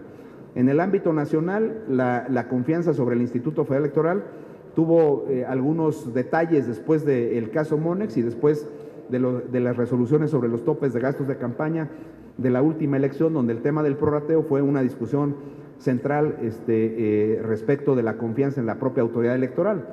Y ahora pues se ha generado una discusión reciente donde 7 partidos alegaron ciertas cuestiones del órgano electoral, pero que también, en mi opinión, todas tienen una cierta explicación, pero que en el efecto concreto respecto del tema de la confianza puede ver lastimada la figura de las propias autoridades electorales. Eso no hay que soslayarlo, eso es así. Y habrá que ver cómo el tema de la presentación de resultados, de cómo las autoridades electorales se comportan en el contexto de su propia entidad. Si en su entidad un OPLE enfrenta situaciones de arbitraje, que obviamente esas se van a presentar cada rato y la resuelve de cierta manera, pues esas van a tener un impacto específico en el tema de la confianza sobre ese órgano electoral. Lo mismo en el caso del INE, por supuesto. Pero yo aspiro a que, obviamente, con una presentación adecuada de resultados, con una organización impecable de resultados, y donde por lo menos podamos verificar si una de las condiciones de la reforma se actualiza o no, que tenía que ver con el hecho de si en una elección local se replican, le voy a poner comillas porque no es un argumento mío, sino de los actores políticos, las condiciones de calidad en las cuales se han dado las elecciones federales, pues en eso vamos a ver reflejada la medición de la confianza de los ciudadanos respecto de las autoridades electorales. Y un tema que también va a generar, digamos, un impacto en la credibilidad sobre las autoridades electorales y en general sobre los partidos políticos, tiene que ver sobre el asunto de los temas de inseguridad y de las posibles, digamos, participaciones que pudiera tener el crimen organizado en las contiendas electorales. Sería terrible, por ejemplo, que se demostrara fehacientemente en las investigaciones judiciales que el presidente municipal de Iguala tuvo que ver algo con los temas del crimen organizado, porque obviamente una autoridad debidamente establecida es una autoridad que está comprometida, entre otras cosas, con la seguridad de los ciudadanos. Y si una autoridad se presta para una situación distinta, está traicionando los principios elementales para los cuales fue elegida. Esa parte me parece que habrá que tener mucho cuidado. Pero también es un hecho que en los últimos 2 ejercicios de fiscalización de los gastos de los candidatos no se han encontrado elementos que establezcan que hay flujo de dinero del crimen organizado hacia las campañas electorales, como también es un hecho que la autoridad electoral puede fiscalizar el dinero bancarizado, el dinero que pasa por unos esquemas fehacientes de comprobación. Esas partes creo que las tenemos que tener muy claras en un esquema donde yo creo hay un fortalecimiento del sistema electoral, donde están a prueba muchas estructuras novedosas y muchos procedimientos de las propias contiendas electorales. Sí hay un esquema digamos, de incredulidad de parte del ciudadano respecto al funcionamiento del sistema de partidos. Lo ha habido particularmente desde el proceso del 9 y luego en el 12. En el 9 hubo incluso un llamado al voto blanco, donde hubo organizaciones y hubo opinadores públicos que promovieron el derecho del ciudadano para que se votara en blanco. En México no tenemos la modalidad del voto blanco, así que una boleta en blanco es un voto nulo, es un voto técnicamente nulo. La campaña de promoción del voto blanco generó un incremento promediado a nivel nacional de poco más del 3% en votos nulos. Ahora hay campañas, por ejemplo, en Guerrero, donde se ha llamado a no votar, ya ni siquiera en voto blanco, sino a no votar, a no ir a la urna. Yo firmemente creo que no tener elecciones en Guerrero o en alguna otra parte del país sería un mal signo para la toma de las decisiones. ¿Cómo vamos a integrar los órganos de gobierno y los órganos de representación política en lugares donde no hay elecciones? Creo que al contrario, tenemos que manifestarnos en un voto auténtico por la adecuada integración de los órganos de la representación y por los órganos de gobierno. Sí estamos en un año políticamente intenso, inédito en muchas condiciones. Guerrero es una de las entidades que tiene una condición absolutamente inédita, pero donde también hay un problema muy focalizado respecto de las condiciones que han generado pues la situación actual en el estado de Guerrero. Gracias por su atención.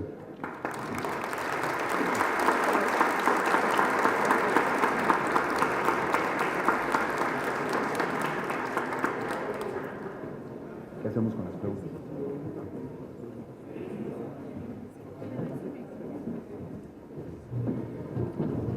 Agradecemos al ponente, maestro Marco Antonio Baños Martínez, por la disertación de su ponencia. Siempre son temas que van a ser motivo de análisis y evidentemente que la perspectiva de un consejero es un dato fundamental. También quiero agradecer y destacar la presencia de los representantes de partidos que ante el INE y ante el Instituto Electoral, gracias por su presencia, muchas gracias por estar con nosotros. Bien, vamos a dar paso a la parte de preguntas y respuestas.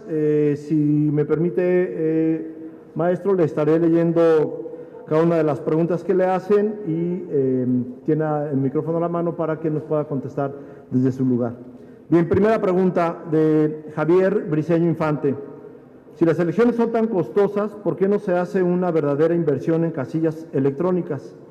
Así, usted evita tanto desperdicio en papeletas inutilizadas y mal manejo de las mismas.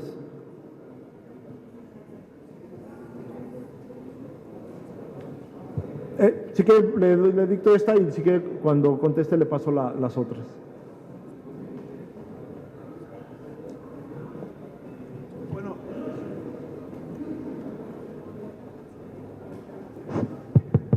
Este es un tema muy interesante, el tema del voto electrónico, pero hay un pequeño detalle. En México no está reconocida la posibilidad para que se pueda ejercer el voto electrónico. Incluso en esta materia, particularmente en esta materia, la reforma político-electoral va a dar un paso atrás, porque en estados como Jalisco, particularmente Jalisco, en estados como Coahuila, en el propio Distrito Federal, había ya algunos ejercicios en los cuales se había demostrado la viabilidad de las urnas electrónicas. En la aprobación del presupuesto de egresos de la Federación para el ejercicio del 2010, la Cámara de Diputados le ordenó al Instituto Federal Electoral que hiciera un estudio para ver si era viable el uso de las urnas electrónicas. La respuesta era muy sencilla desde que se aprobó el decreto que emitió el presupuesto de egresos de la Federación. Sí se puede, pero tiene un costo específico y tiene obviamente aparejada la necesidad de cambiar un poco el esquema cultural que tenemos en torno a las elecciones. Hay muchas experiencias en el mundo que han hecho que el voto por vía de las urnas electrónicas sea viable y hay otras donde se ha demostrado que habiéndose aplicado ha resultado que no es viable. Alemania tiene un caso específico porque el voto electrónico se usó y se anuló la elección porque no estaba previsto en el ámbito constitucional y vino una discusión larga sobre el tema. La India, por ejemplo, que tiene un padrón electoral arriba de los 600 millones de personas, es un país que tiene su elección fundamentalmente con urnas electrónicas. Brasil, si no me equivoco, desde el 95 en adelante viene usando urnas electrónicas, primero con una elección municipal donde a más o menos el 30% de las casillas obtuvieron la votación por la vía de las urnas electrónicas. Nosotros ya tuvimos en Jalisco en elecciones locales, particularmente en elecciones extraordinarias, uso exclusivo de urnas electrónicas y muchos detalles de orden técnico y de orden legal quedaron más o menos acreditados en su viabilidad. Nosotros en el estudio larguísimo que hicimos en el 2010, a mí me tocó coordinar ese estudio, establecimos que si era posible y que era necesaria una reforma legal, en ciertos aspectos se hicieron las propuestas específicas. Pero aquí ocurre una serie de cuestiones que también hay que decirlas con mucha claridad. En el ámbito de la discusión político-electoral, Los actores políticos dicen sí a la urna electrónica, pero a la hora de reformar las normas y de hacer las autorizaciones específicas dicen que no, porque hay algunos estudios, pues, esto es algo así como cuando ocurrió la independencia mexicana, que nosotros ya sabíamos cuáles habían sido las ideas que habían permeado la Revolución Francesa, pero ya sabíamos también cuál era el resultado de la Revolución Francesa. Pero en el caso concreto nuestro, nosotros ya sabíamos cuáles eran las consecuencias del uso de la urna electrónica y ya sabíamos qué elementos había que cuidar. Pero aquí los partidos dijeron sí al estudio y dijeron sí durante el desahogo del estudio, pero a la hora de tomar las decisiones para hacer un ejercicio vinculante de la urna electrónica, se dijo que no, porque había algunos especialistas que opinaban en sus textos que la implantación de un modelo de urna electrónica lleva más o menos 18 años. Pues sí, pero partiendo de base cero. Aquí ya sabíamos que el problema técnico de las urnas es las baterías de litio que tienen, comportamientos diferenciados según las condiciones de temperatura y de humedad. Ya sabíamos también que el tema de las urnas electrónicas respecto a su posibilidad de uso fácil por el ciudadano estaba perfectamente acreditada en el caso de Jalisco en elecciones extraordinarias, donde el municipio con el menor nivel de educación según la SEP había tenido una instalación total de urnas electrónicas en una elección municipal que se repitió y la gente había votado sin problemas. En Brasil hay muchas evidencias de que las personas que tenían niveles de educación menores podían utilizar con cierta facilidad las urnas electrónicas porque son inductivas en su utilización. Entonces, esas partes me parece que están ahí y yo coincido, evidentemente, al haber una urna electrónica, pues se disminuyen los costos de la capacitación electoral, que es la parte más densa en el costo operativo de una elección, se disminuye la parte del uso del material electoral, ya no hay que tener ahí urnas, no hay que tener marcadoras de credencial, se me hace que ni tinta indeleble, porque pues ya todo es electrónico, no habría necesidad. Se podría incluso hacer un sistema en el cual los códigos de barras de las credenciales del elector se puedan leer en las propias urnas electrónicas, ya lo hacemos en las casillas especiales de una u otra manera, entonces creo que todo ese tipo de cuestiones se pueden hacer. ¿Qué falta? Falta un poquito de voluntad política, porque hay elementos, en mi opinión, que garantizan plenamente que se puede usar la urna electrónica, y también creo que algunas decisiones del Tribunal Electoral han establecido con claridad que el voto que debe prevalecer ante un mecanismo de impugnación es el registrado por el software de la máquina, no el papelito del acrílico en el cual se emite una especie de comprobante del ejercicio del voto. Hay una anécdota, no les voy a decir nombres nada más para no personalizar el tema, pero cuando me tocó hacer el estudio, invité a una reunión de trabajo de la comisión que estudió este tema en la sede del Instituto Federal Electoral de entonces, a los funcionarios que tuvieron la urna electrónica en Jalisco, en el Distrito Federal, en Coahuila, etcétera, y les pedí que nos hicieran una demostración de cómo funcionaba la urna electrónica. Y ya, bueno, pues en Jalisco hay una máquina, se genera el voto y luego se emite un comprobante del voto. Uno de los representantes de los partidos políticos, quién sabe cómo le hizo, pero logró quitar el ticket que demostraba que había participado en el ejercicio. Así que cuando se emitió la contabilización de los que votamos en ese, faltaba uno. ¿Sí me explicó? Pero estaba registrado el ticket. O sea, ese tema no fue muy saludable para la educación cívica de este tema, pero sí es claro que el voto del software registra con mucha claridad por quién se vota y cuántos votan. No hay forma de alterarlo, y además el escrutinio y cómputo se hace en cuestión de minutos. Una urna electrónica, después de que cierra el ejercicio de la votación, déjeme usar una expresión, digamos, conservadora, pues requerirá 10 minutos para hacer el escrutinio y cómputo, lo cual es demasiado, lo digo honestamente. O sea, se requieren menos, 2 o 3 minutos para hacer todo el proceso del escrutinio y emitir el comprobante respectivo. Sí creo que tenemos que ir avanzando en una lógica de que el voto electrónico es viable. Yo coincido, hay posibilidades de utilizarlo, pero creo también que se debe a un esquema básicamente donde faltan pues algunos acuerdos parlamentarios para lograrlo. Gracias, consejero. Bien, por los tiempos que tenemos destinados para la conferencia, y son varias las preguntas que se tienen para el consejero. Haré otras dos más y si me permite le dejaré al consejero las preguntas que se hicieron. Traen su correo, su nombre, para que él, seguro estoy con gusto, las contestará vía electrónica.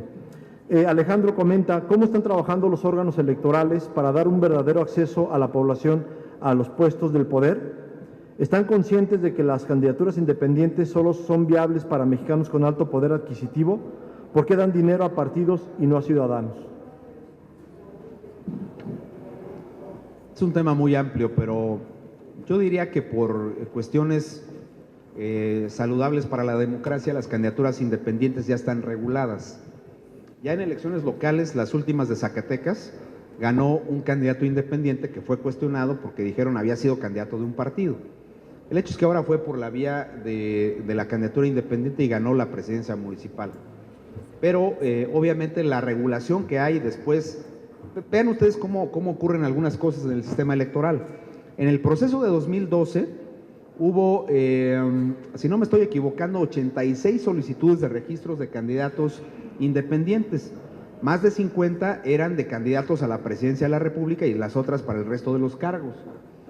Entonces, particularmente en el caso del hijo de Maquio, dijo que él iba a ir por la vía de la candidatura independiente y que solicitaría su registro formal ante el Instituto Federal Electoral. Así que cuando uno como funcionario público es un poco libre en la forma de decir las cosas, se puede llevar uno algunas complicaciones en la vida real. Entonces me preguntaron que qué opinaba yo de eso. Yo dije que el Instituto Federal Electoral iba a resolver en términos de derecho.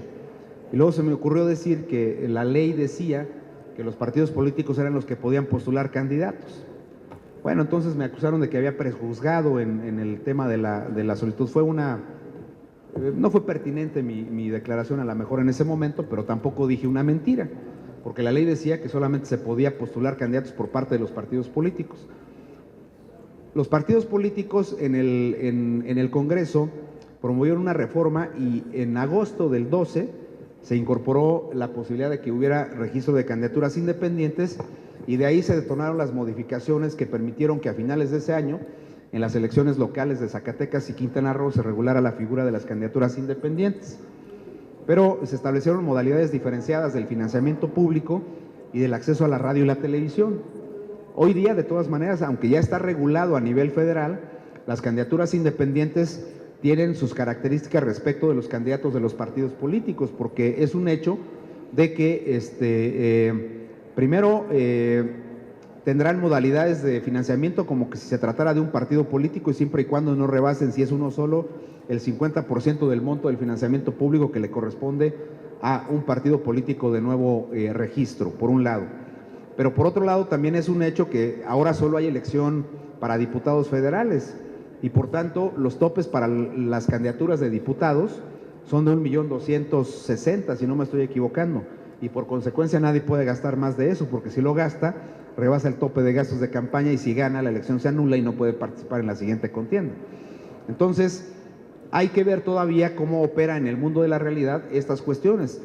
Y luego habrá que ver un detalle que también es muy importante, porque en las disputas internas de los partidos políticos, le hace las precampañas, habrá distinguidos militantes de los partidos que sientan que no han sido aprovechados por su trayectoria y sus características en las candidaturas, y entonces van a ir a las candidaturas independientes o podrían optar por las candidaturas independientes. Ahora ya estamos muy cerca de saber cuántos van a ser los candidatos independientes. Me parece que eran 58 las solicitudes. Tendremos que decidir cuántas son en el ámbito federal y obviamente los órganos locales en el ámbito de las entidades deciden cuántos son sus candidatos independientes según los requisitos establecidos. Pero obviamente lo que tiene que hacer el Instituto Nacional Electoral es ver que se cumpla el procedimiento legalmente establecido para el registro de los candidatos independientes y que sus derechos de acceso a la radio y la televisión se cumplan. El Instituto Nacional Electoral y obviamente los OPLES, en mi opinión, solamente pueden promover el derecho de los ciudadanos a participar en las elecciones, pero no pueden promover en lo particular las candidaturas independientes o las candidaturas de los partidos. Lo que tiene que promover la autoridad electoral es un derecho político, no puede promover de manera específica una modalidad de registro en las contiendas electorales. Esa es mi opinión en relación a ese tema. Y obviamente el tema de las candidaturas independientes nos lleva a hacer una formulación genérica sobre otro tipo de cosas que ocurrieron en la última reforma, porque no fue solo el tema electoral el que se movió, también hubo modalidades de la democracia directa que se registraron en la ley de la consulta popular, pero el procedimiento de la consulta popular demostró que no es un procedimiento viable en los hechos, es un procedimiento que está a la inversa, porque si nosotros nos atenemos al procedimiento actual, va a seguir pasando lo que ocurrió ahora, que primero es un procedimiento que debería ser más ciudadano y menos partidizado. También una opinión respetuosa es que los partidos políticos usaron la consulta popular para colocar en la agenda político-electoral los temas que son de su interés y promovieron el registro digamos la recabación de las firmas de los ciudadanos para que apoyaran la consulta popular. Y luego resultó que se le ordenó al Instituto Nacional Electoral que verificara dos cosas: la autenticidad de la firma y si la persona estaba o no en el listado nominal de electores. Entonces hicimos primero eso y luego después se mandó a la Corte para que la Corte decidiera si eran constitucionales las preguntas y si tenían el carácter de trascendentes a nivel nacional. Pues nosotros dijimos que había apoyos de la ciudadanía, se hizo una especie de encuesta, una revisión muestral para revisar si eso ocurría o no en términos de la autenticidad de las firmas, y resultó que todas las preguntas tenían por lo menos el porcentaje legal para poder ser consideradas, pero la Corte dijo que ninguna era trascendente o no era constitucional y ninguna prosperó. Sin embargo, era inversión de recursos públicos en el proceso de revisión. Yo creo que las candidaturas independientes, la consulta popular, este tipo de novedades que tenemos para bien de la democracia mexicana, pues tendrán que ser revisadas en reformas subsecuentes. Gracias. Por último, Jorge Luis Hernández Altamirano comenta cómo salvar el riesgo que enfrenta el INE de que a partir de sus nuevas facultades un conflicto postelectoral local devenga en una crisis institucional. Y dos, ¿está preparado el INE legal e institucionalmente para ejercer la atracción de la organización de las elecciones locales amenazadas por dinámicas locales de delincuencia o movimientos sociales como el caso de Guerrero? Bueno, aquí es muy importante decir que si en las elecciones locales hay algún conflicto, pues evidentemente el OPLE es el primero que tiene que responder sobre ese tema. Obviamente si el conflicto tiene que ver con algún esquema de integración, por ejemplo, de casillas, cuya lógica de integración ha correspondido al Instituto Nacional Electoral, pues en esa parte responderá el instituto. Pero ya no le demos vuelta al tema. Al haber establecido esta modalidad, esta sinergia de atribuciones, de competencias entre el INE y los órganos electorales, siempre habrá la posibilidad de que las disputas locales se lleven a nivel nacional. Y si no, veamos lo que pasó en Coahuila, lo que pasó en las últimas elecciones de Nayarit, donde los problemas locales fueron llevados siempre a la mesa del Consejo General. No tuvo una trascendencia mediática a nivel nacional en los impactos que se querían, pero sí puede llegarlos a tener, y hay entidades muy complicadas que se cuecen aparte. Aquí no, pero Oaxaca, por ejemplo, ¿no?, que tiene sus propias lógicas, por ejemplo, las elecciones de usos y costumbres, que han tenido modalidades específicas en las cuales, por ejemplo, una elección de presidente municipal en un municipio de San Dionisio del Mar no se ha podido llevar a cabo. No se ha podido llevar a cabo por un tema de usos y costumbres y porque además en los programas del gobierno local estaba la posibilidad de poder montar unas novedosas empresas eólicas de generación de energía que iban a ser colocadas en esa zona de San Dionisio del Mar, que tienen, entiendo, las mejores condiciones para que prosperen estas empresas eólicas para generar energía, pero no ocurrió así. Entonces, obviamente esos conflictos pueden tener una trascendencia de carácter local, y aquí pues todos van a estar involucrados. Yo diría que la parte de los gobiernos locales pues están concernidas con generar condiciones para que se hagan las elecciones y las autoridades federales y locales con hacerlas.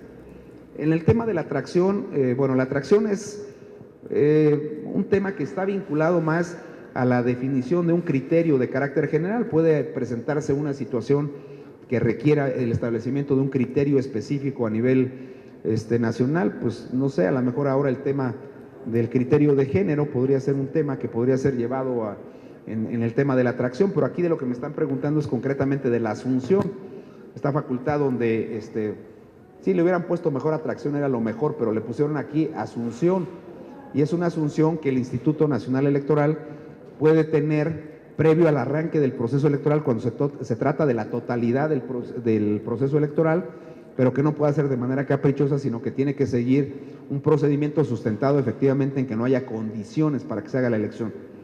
Ahorita ya no podríamos, en términos de las 17 entidades federativas, asumir totalmente un proceso electoral, y habría que ver si el OPLE, por ejemplo, de Guerrero, asume o solicita la asunción parcial del proceso electoral. Esa parte todavía, digamos, podría estar en curso, pero hasta el momento no hay ningún indicio que nos indique que el órgano electoral del estado de Guerrero podría solicitar esto. Pero también les digo una cosa, esto es como esta otra novedosa atribución que se le estableció al Instituto Nacional Electoral para organizar elecciones internas de los partidos políticos. Hay cosas que no son optativas para la autoridad, que se tienen que hacer y ya.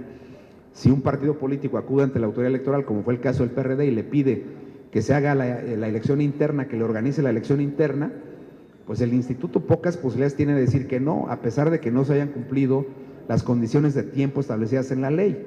Pero imagínense que el INE le hubiera dicho al PRD que no. No, bueno, pues habría otros consejeros y habría otro dando la conferencia aquí, sin duda. Pero no, sí se pudo hacer, y además creo que fue saludable como ejercicio para ver si el INE podía hacerlo, pero también fue saludable para el propio PRD, que tuvo la capacidad para poder integrar más rápido sus órganos de dirección. Bien, pues agradecemos las respuestas que da el ponente. Como dije, dejo en sus manos los demás cuestionamientos que se hacen, son varios, y a nombre de las instituciones convocantes, a continuación se hace entrega de un reconocimiento de un presente al ponente por su participación, por lo que le solicito a la diputada Geraldina Vázquez Baca haga entrega del mismo.